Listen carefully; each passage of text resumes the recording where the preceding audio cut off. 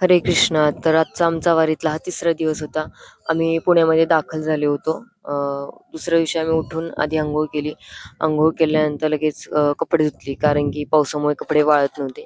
त्याच्यामुळे आधी आम्ही लगेच एका कपडे धुवून उद्यानामध्ये घेतले. कपडे धुण्यासाठी गेलो होतो. तिथं एक स्विमिंग पूल सुद्धा होता.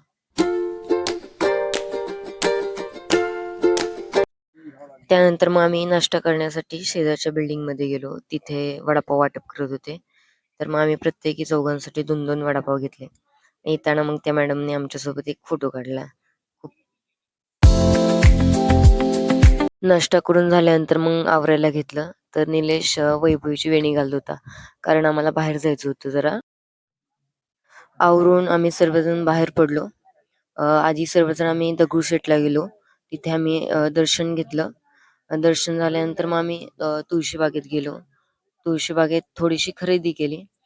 खरेदी झाल्यानंतर तिथे आम्हाला एक विठ्ठल रुक्मिणीचं मंदिर दिसलं. तिथे दर्शन घेतलं. त्यानंतर आम्ही ज्ञानेश्वर दादाला भेटायला गेलो, कारण तो पण वारीला आला होता, पण दुसऱ्या दिंडीत होता. त्यामुळे आमची भेट झाली नव्हती. त्यामुळं त्याच्या भेटीसाठी आम्ही गेलो होतो. भेट झाल्यानंतर मग आम्ही उसाचा रस प्यायला गेलो. 4 वाजता आम्ही ठेप्यावर जाऊन थोडा आराम केला. आराम झाल्यानंतर मग आम्ही पुन्हा 6 वाजता पुन्हा बाहेर पडलो. कारण की मैत्रिणीला भेटायचं होतं, कारण ती पोलीसमध्ये होती आणि तिची ड्युटी पण तिथंच होती. तर असा होता आमचा संपूर्ण दिवस.